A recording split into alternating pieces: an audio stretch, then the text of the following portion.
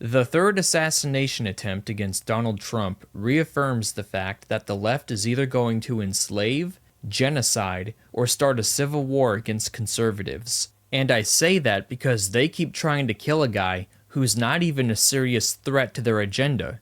He's not doing mass deportations, he's not building the wall, and he's not using lawfare against them the same way they did against us. And I want you to really think about that last point.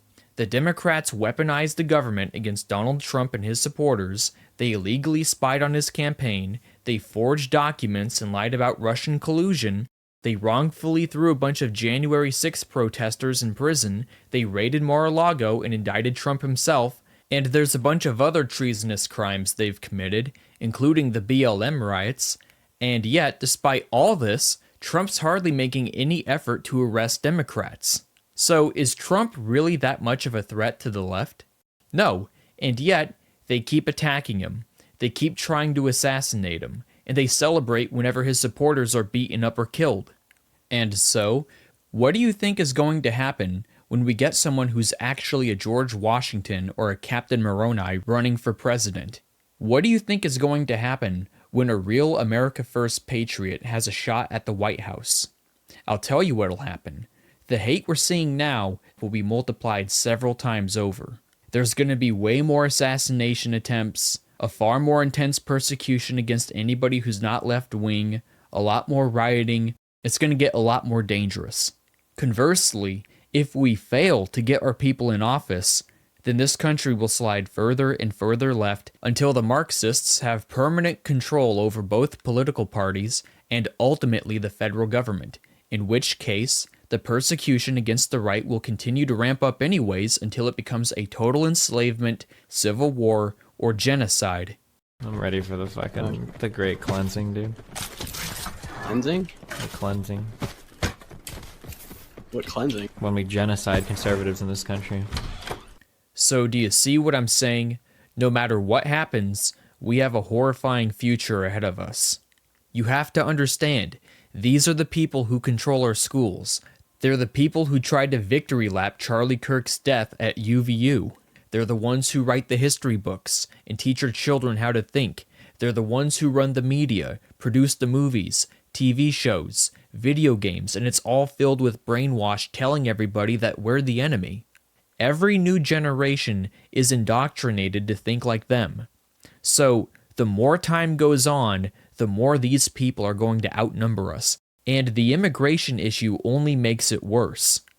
So it's only a matter of time before they're going to gain permanent control of the federal government, and I'm telling you, liberals are either going to slowly morph this country into another European police state, or they're going to wage a massive civil war against conservatives. And when I say massive civil war, I want you to think of the Jaredites, or the communist takeover of Russia and China. America's second civil war is not going to be as tame as the first one. It's not going to be fought between fellow Christians, there aren't going to be rules of war, civilians aren't going to be treated nice, and it's not going to end with an honorable surrender or reconciliation. No, the second civil war is going to be far more brutal.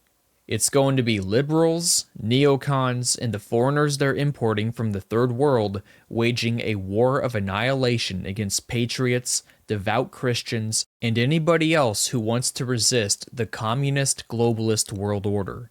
It's also very likely that the left will receive military aid from Mexico, China, and Europe. And yes, these people are training at gun ranges, they're preparing to murder you, and they have plenty of organizational experience from their years of rioting and protesting. And let me stress this point again, the civil war they want is going to be a war of extermination. So, if you lose a fight or a battle, or if you get ambushed, you're not going to be taken prisoner. They're not going to be taking any prisoners except for those they want to torture and rape. So you better make sure your daughters know how to shoot. You better make sure your family and friends are learning how to fight and survive in a war environment. The left is trying to strip your family line of all rights, property, and yes, racial purity. They want to make it to where your descendants won't be anything like you. They won't look like you, they won't act like you, and they'll be brainwashed to the point where they will virtually own nothing and be happy. This is the future. Liberals are building a world where people won't be able to buy or sell anything without the mark of the beast, and they're going to wage a Jaredite-level war against anybody they can't control. And I believe that the key to escaping this nightmarish future is found in the Book of Mormon, particularly 3 Nephi chapter 3, verse 20 through chapter 5, verse 6, and special emphasis on chapter 3, verse 21. Look it over. That's your reading assignment. And if you don't have a copy of the Book of Mormon, you can access it for free using the links in this video's description. Anyway, what we essentially need to do is what foreigners do whenever they come here. We need to form a virtual state within a state. This means we have to network and coordinate with each other and find a way to physically live close together so that we can occupy entire towns and cities, even if it means building new ones from scratch, which I don't know if it would, but it might. Doing this would allow us to have total control over the local police, the local laws, and the political offices, which means we'd have the power to prevent Democrats and foreigners from moving in and ruining our lives. We'd be left alone to develop our own local industries, banks, schools, trades, grocery markets, farms, and so on. We would become completely self-reliant, and not only that, we would eventually become very wealthy.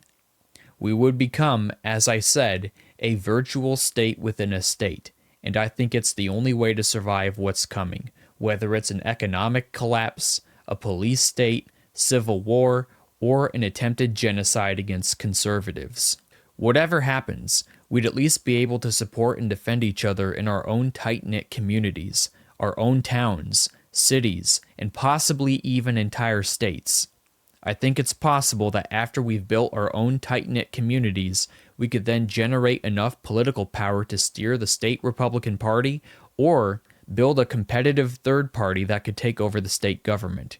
And I think that would be possible because many outsiders would look at us and notice that our towns and cities are what America used to be like before it was gutted of its industry and became a third world. And these people would want that same lifestyle for themselves.